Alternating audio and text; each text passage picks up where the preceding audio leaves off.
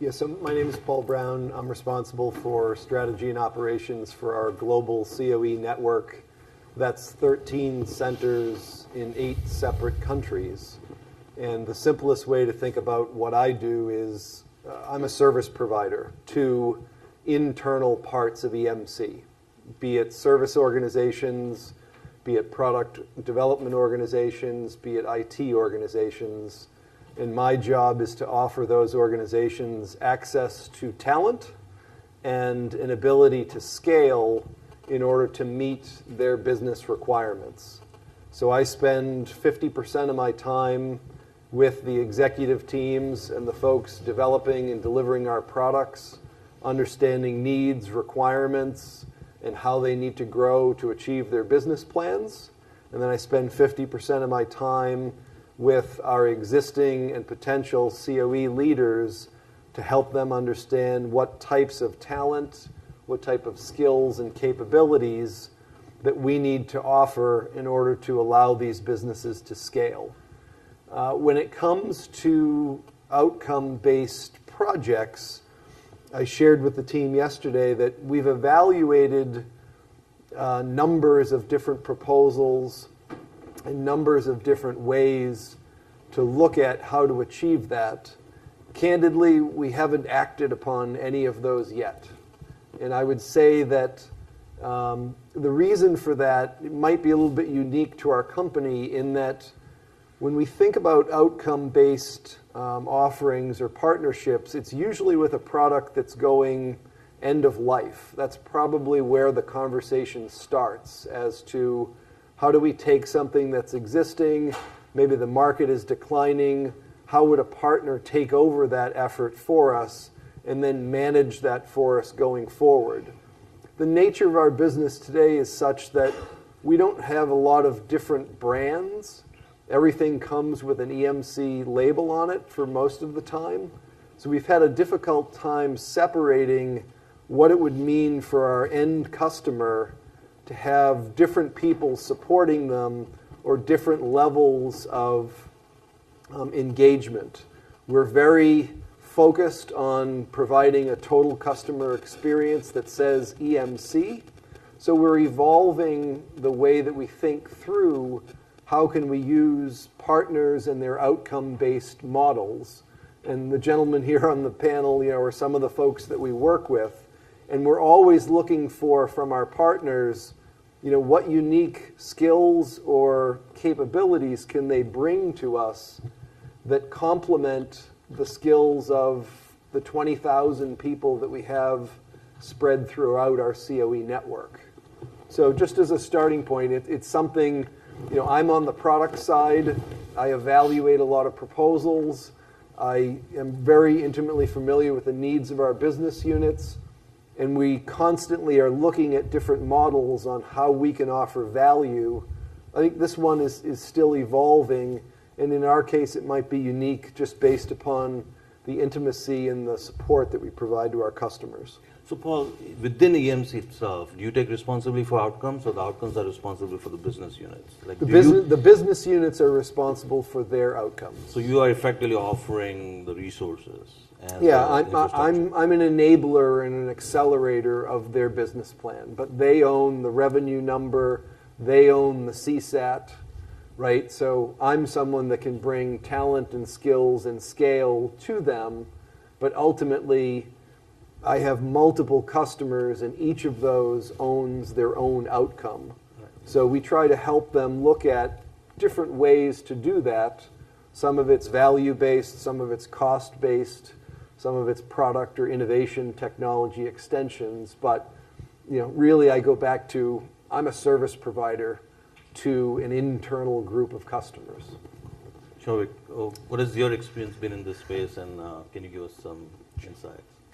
So, as part of my role before moving to US was really running Yahoo's India operations, and Yahoo has a pretty decent size India operations where we do all the way from product development, technology platforms to sort of service engineering, IT help, to back office functions as well. So we have gamut of functions that get supported out of India.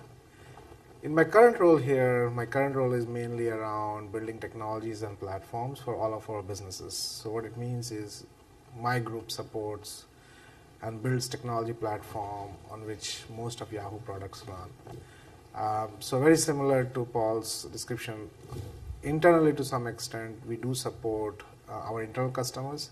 Some of our platforms are even open to external customers, and those platforms are also supported by my group. So in terms of my experience, I've been working with vendors for, I would say, last 5 years very closely in terms of determining where to use vendors, why to use vendors, and how to use vendors. And I would say over the last 5 years, the experience has been very different. Because when we initially started off, we always thought that we needed few heads, and how do we let those heads come in and work on one of the maybe small problems that we have with the additional resources that we may get. And soon what we started realizing is, as this footprint started growing, it became pretty much a multi-million-dollar expense for the company. And when you step back and start looking at it, you figure out that you're spending a lot of money, but the value that you're getting out of it is not that high. And there came in the whole discussion around how do we start optimizing and getting higher value from your own partners. And really, I do believe that outcome model is really the next phase of evolution, I would say. But really the challenge is, how do you define outcomes? And how do you really ensure that outcomes are very aligned to the businesses that you are doing? How do you make sure that while you define outcomes, how do you mitigate risk and ensure that some of the risks are shared? Because in my experience, and particularly developing products, my experience has been that in any business model, if you can come up with a model where you have a shared responsibility and a shared risk sharing, it allows you to optimize things at a very different level. And partnership is no different. And I would say lately, in last couple of months, one of the areas that I am overlooking, and we use vendor for that, is globalization, I would say. Where what we do is every product that Yahoo has, we take it to global market. Let's say we want to launch same-day ship of 52 countries. And at least in that one area, I see that where we don't use a very people-centric view of how we want to evaluate the outcome. Really, we have very clear quality metrics. We have very clear timelines, like what time do we want it to be shipped, at what quality, in which country. And we have come up with a business model, or we have come up with a revenue model to share, which is a function of the quality and the time of the product, or the outcome of the product, versus the number of people that they are deploying to get things done. What percentage of Yahoo's development is through partners, approximately? It used to be pretty significant. Over a period of time, we are relooking at some of it, but I would say roughly 10 to 12% at least. Okay. And Paul, what about EMC? Do you guys use partners at all? Or? We do use partners. I would say we use them more on the services part of our business than on product side. On products, it's under 5%. Okay. So, Cameron, can you give us the other side of the, you guys have been pioneers in this space. Can you give us some insights into places where this has worked well? An example, if you can give us an example, and where it has not worked well, so people can get a sense of where is a good application of this kind of partnership. Sure, thanks. So we have about 250 customers across the globe, and work across a number of industries, including high tech, of course, is a main forte, but we work in banking, we work in financial services, and retail and CPG, and travel and transportation. And we have seen multiple models across these industries. Of course, the easiest, and as Shovik and Paul alluded to, is easiest to get into a relationship is the time and material model. That's how you potentially start a relationship. But a number of our customers, we work with them for years and years. So what happens is, as we get to know them and they get to know us, a trust starts building. I mean, first of all, we have to understand their business imperatives, their operational models, and then you're slightly shifting towards outcome-based. And outcome-based is also a spectrum, I mean, at least the way we have seen it. I mean, you can have some operational outcomes where you can think about managed services, especially in the infrastructure management kind of space. But eventually, you do want to get to a business outcome kind of a model where it makes sense. And I stress where it makes sense. It doesn't make sense in every situation. For a business outcome-based model, the trust has to be well established. There has to be some ceding of control from the product company or from the client side. There has to be transparency, and there has to be a lot of data sharing. And that only comes, once you're in a partnership for a number of years, because without that, naturally, you can't just start and get into it. So that's the spectrum that we have seen. And even in an operational case, you have to have scope well defined. You have to have some of the metrics well defined. The objectives, and I think Paul and Shavit both alluded to it, objectives have to match both the parties. Essentially they should align, I should say, and you should be able to measure them. It shouldn't be something elusive. So I'll give you a couple of examples. One more business outcome, and I think Paul kind of touched upon it. So we have a very large client of ours, and they have a number of products.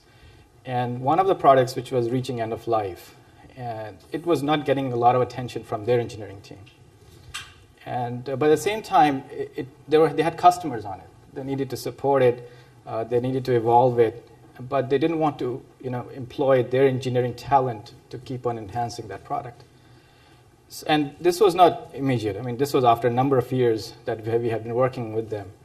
Then we came to an understanding that we will take over that product. They would still own the sales channel. They'll still own the brand. We are the team behind that product. Product management, product support, product engineering. And then we came to a revenue sharing model. Okay. Right? So it was very well thought out. It was very well structured. And we've been doing it for about 4 years now.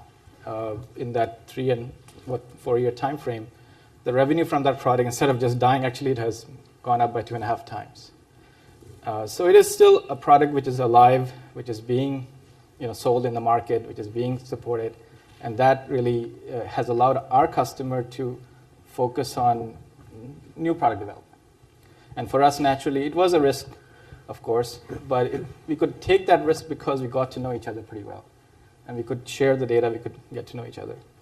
On the operational side, we have a number of customers where we get into managed services, where we sign up for certain SLAs or certain operational metrics, whether it be productivity metrics or quality metrics. And that also, again, comes after we get to know each other a little bit. So that's what we are seeing. Sanjay, also, I was just reading about you guys are also pretty pioneers in this. In fact, I just read a press release on this about outcomes-based partnerships. So can you give us an example of this too, and how you set up the incentives so they're beneficial for both parties? Because, I actually had an example at Intuit where we tried to do this and it actually backfired on us. So it's, and I'll give you the example later, but maybe you guys can. I'll give you a little bit of a background also, because frankly, we use the word business outcomes on our business card. So it is part of our base ethics of the organization and so on. So, and essentially, but I was chatting with the panelists before, where it started off. See, for us, outcomes, engineering outcomes is like a philosophy. Philosophy at a level that it is not necessarily something which is inherent only to a partner or to a customer. It is the way a lot of businesses are shifting towards, whether you're looking at platform as a service, infrastructure as a service. These are all versions of what we call as outcome-based pricing models, which are going to touch not only the services business, but the products businesses and so on too. The roots of this, for us at least, the roots were coming from the time and material model. And the time and material model on its base looks like a flawed model, right? It's a flawed model because as a client, the client's interest is to reduce the number of hours spent with the vendors. And my interest as a vendor is to increase the number of hours as much as I can get billability from them. So there is a conflict, there's a gap right up front at the model level. So that gap is definitely something which was to be addressed, and after years of outsourcing, years of working with partners, everyone came back with the story that now we need to change a model where I need to get value for, or you need to have your skin in the game there. From a vendor perspective, there's a different interesting angle why this time and material model is a little bit flawed, is that if I am creating value for my customer, in those cases, there may not be 100% scenarios where as a partner I create value, big value for my customer, but if there is those cases where I'm creating significant value for the customer, in a time and material model, I don't get paid for that value. So there is a loss of valuation of the value which I created for the customer. So that gap exists. But that said, time and material, we all agree, is a very convenient model for both sides. Many a times, it's very easy to structure, it's very easy to contract. Like, you cannot beat the convenience of a time and material model there. So when you jump into the outcome-based thought process, for us it was more of a philosophy bottoms up, where your programmer, your most junior-most programmer, your junior-most tester, your junior-most engineer, is she thinking about the outcomes which is delivering to the customer. And unless you breed it at that level, you are not going to be successfully delivering anything out to the customer. It will be just a marketing facade. It will be something which will be at a level which is just a commercial model given back to the customer, rather than what you have digested as an organization. So that was one big shift which we really learned early on in the first few implementations. We have had fantastic experiences in this. We have had both positive and a lot of goof ups in both sides, and a lot of learnings from those sides. In fact, one of the interesting ones was we were working with an elevator company. In the early days, this elevator company came back to us and said that, okay, today my passenger payload in my elevator is 1,000 passengers. Can you 1,000 passengers in a period of 8 hours in a day or something like that? Can you improve the payload by 30%? Because now I am selling back to my customer in terms of passenger payload on an elevator. So can you make my payload on the elevator 30% without changing too much? Because an elevator, once it is fitted in the building, you can't do much about it. So we had to come out with techniques like, can I close the door faster on the elevator? Can I sense the weight in the elevator and inform, not stop at a request? Once if the elevator is full, it's no point going and stopping at a request, opening the door, finding out that you can't get another person in, again closing the door, improving the productivity of the elevator with different techniques. To the level that if a kid went into the elevator and pressed all the buttons, you could deselect the floors. So an outcome driven contract was built with this company from that angle, that how can you now improve my current payload from a 1,000 passenger payload to a 1,300 passenger payload by doing these small techniques. Things like, if there is only one request on the floor, the door will open only half. So you can let one person go out and again it will close back fast enough.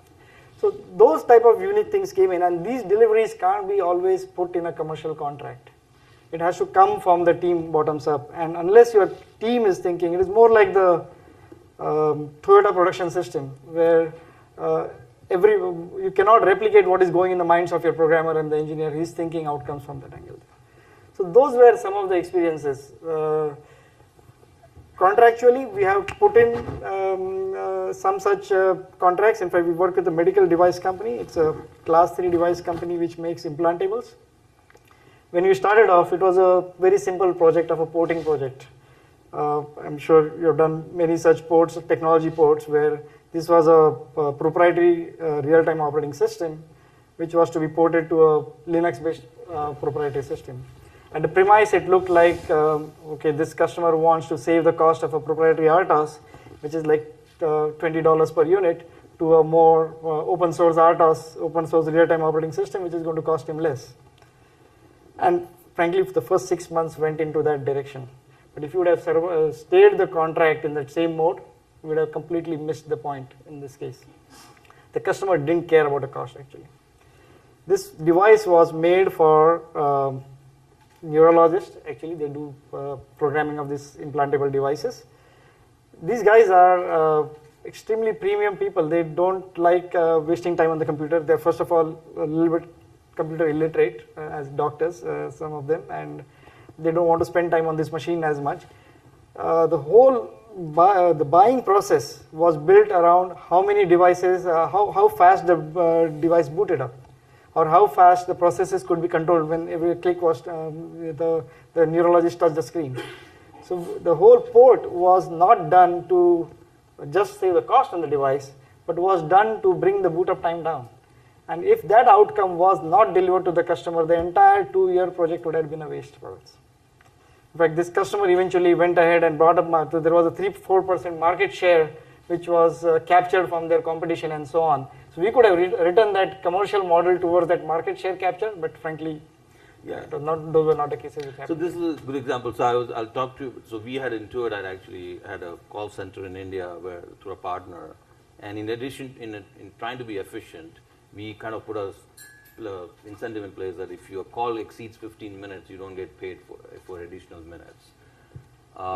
Because we wanted to be more efficient. We wanted them to be trained so they can do the calls faster and provide better customer experience. The customers don't like to be on calls for a long time. They want to get their problem solved and go on. But what happened was, because they were not getting paid for more than 15 minutes, they used to hang up the phone at 15 minutes. So you have to be careful of how you set up your structure. The wrong incentives can actually lead to bad customer experience. And we started getting calls from customers saying, your customer support people are hanging up phones, and we never believed that. Then we tried calling, and it happened to us.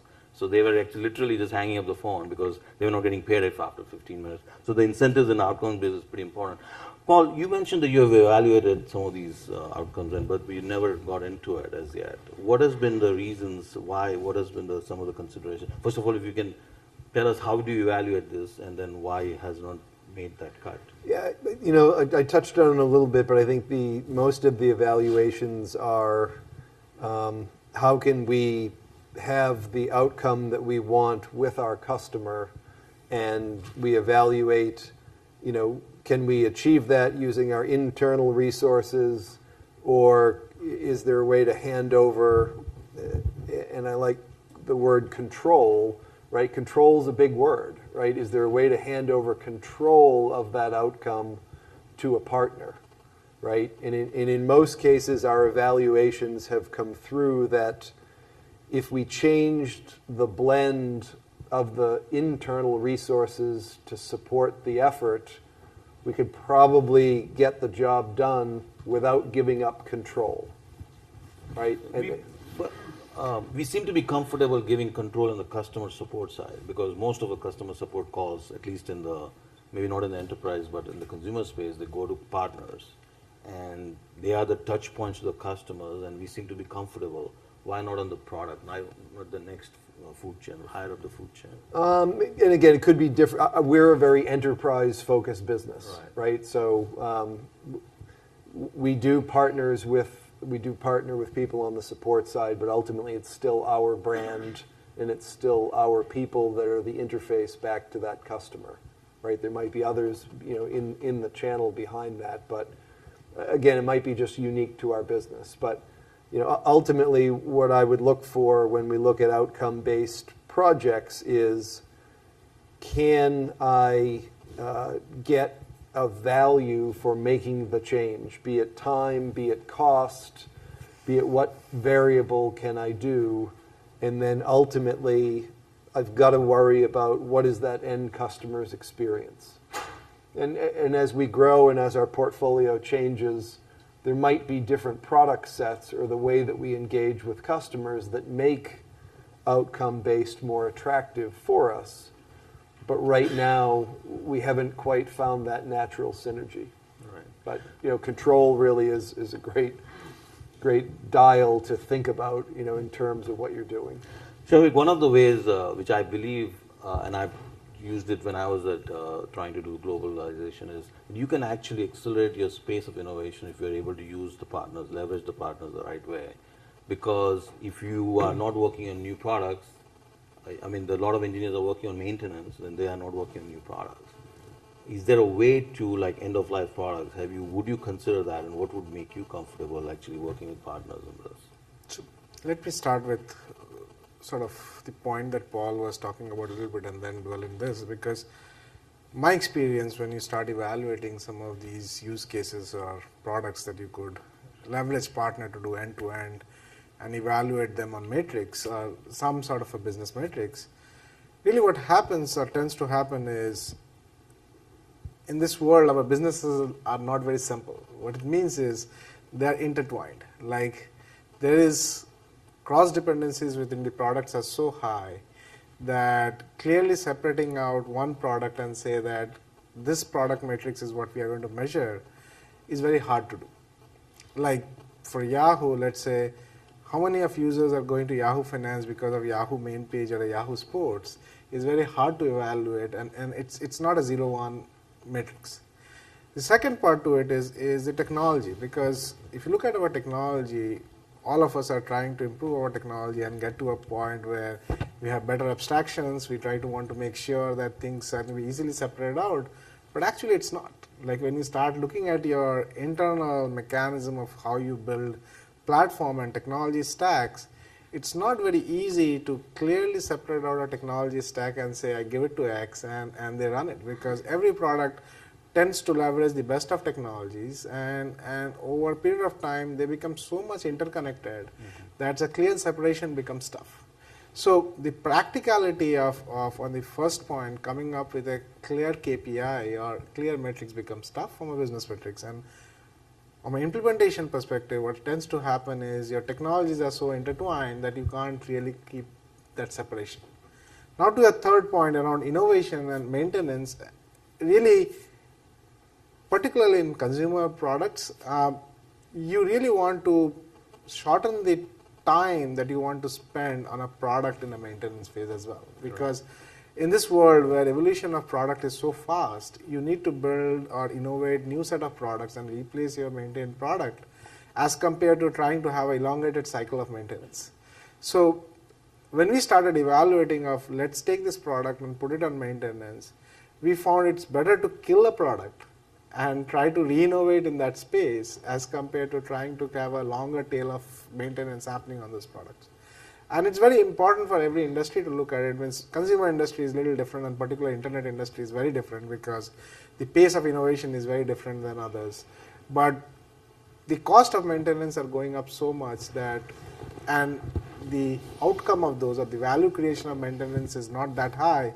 It's better off that you kill a product and re-innovate. And that's the reason when you look at internet as a space, the belief is you better end of life a product and re-innovate in the space, because technology and the requirement of users would have changed so much that re-innovation will allow you to win the market much faster and better as compared to maintaining it.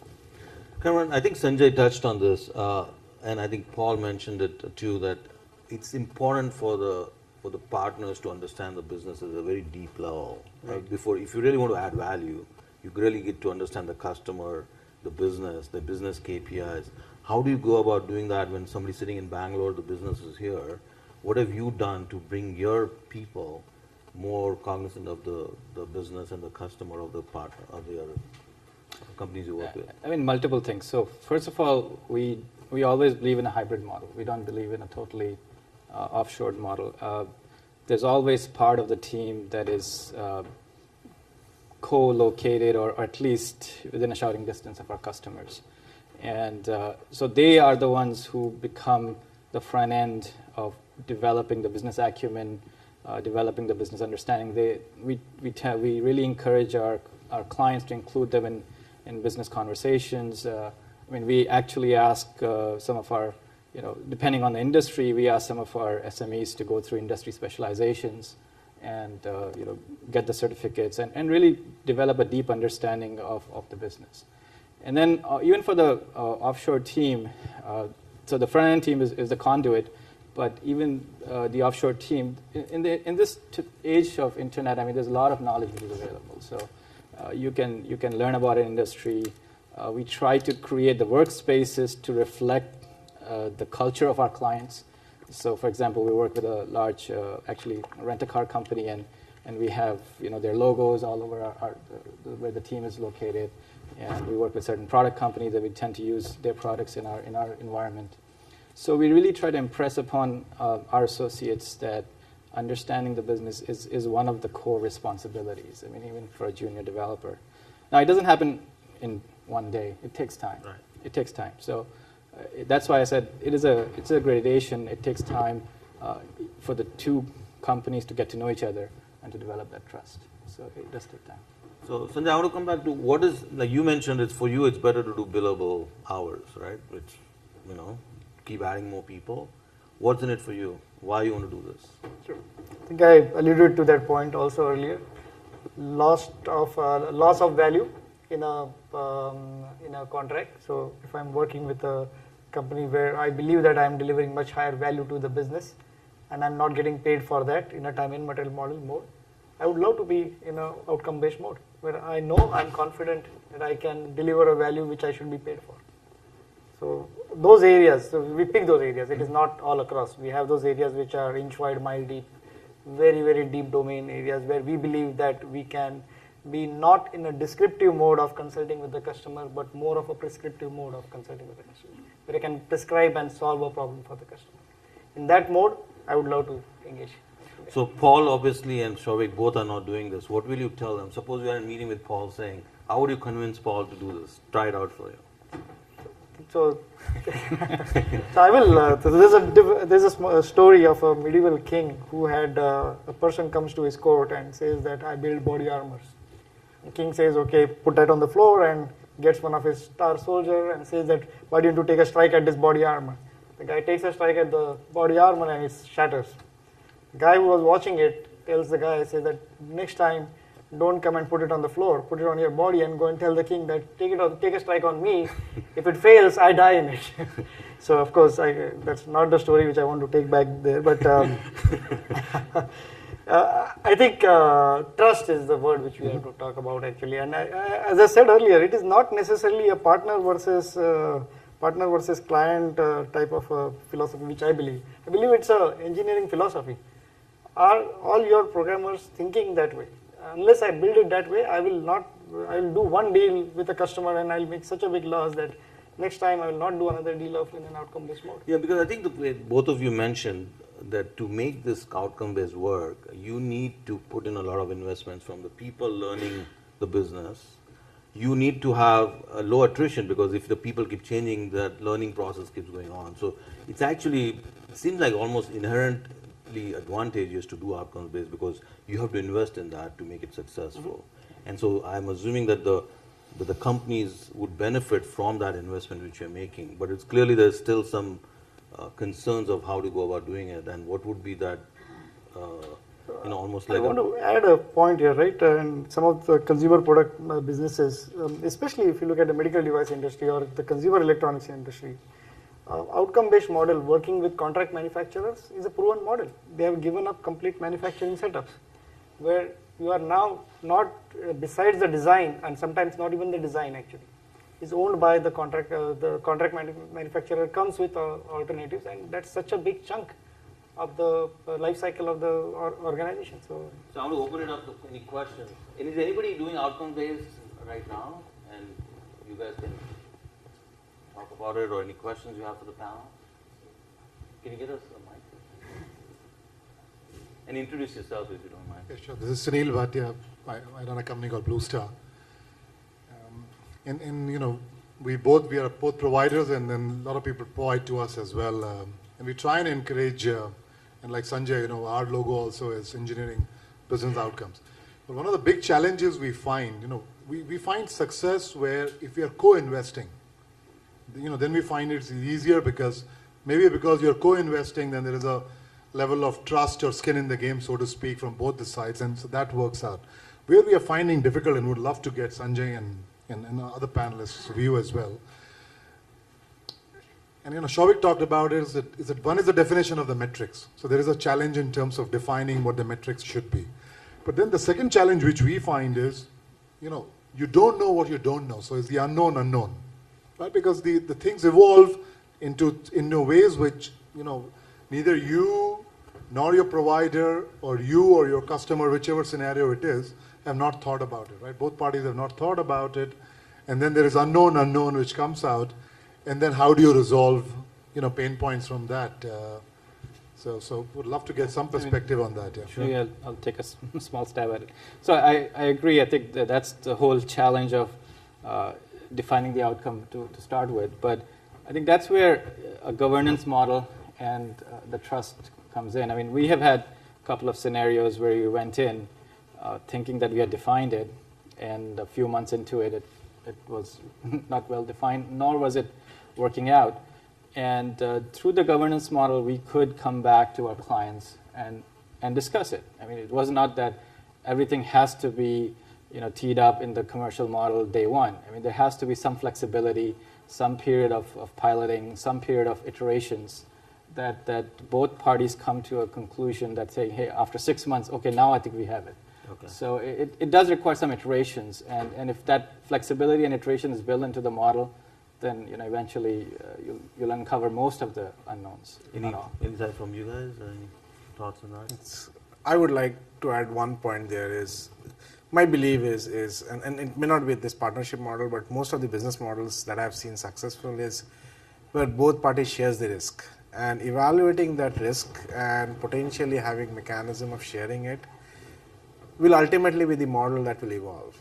And means I could just correlate with how advertising system behaved in the whole online world, and how it went from one side of the spectrum, which was like the risk was all borne by an advertiser, to an extreme side where publisher took all the risk, to ultimately it came to a point where the risks are shared today. Means if you look at an advertiser-publisher relationship, there's a sharing of risk. When a consumer comes in and they click, there is sharing. Similarly, in a partnership model, I do believe that matrix and measurement needs to come into place where both sides takes risk, because really as you work with a partner, build a trust, you understand the business, you can play a role in terms of evolving the business. But you have to understand that maybe the partner is not ready, or you are not ready to take the complete risk. Right, it seems like Nikita is waving at me, so sorry, there's no more time. I really want to thank the panel. It was very useful. I think it's clearly that this is I think it's the earliest time, but I think the industry is definitely moving in that direction, and I think for the better, because as you said, the risks are shared. There's more incentives for the partners to contribute at a higher level, and the companies can benefit from faster time to market, faster innovation. Now we have a global team, even though they're not employed by the company. So thank you very much. Great. Thank you.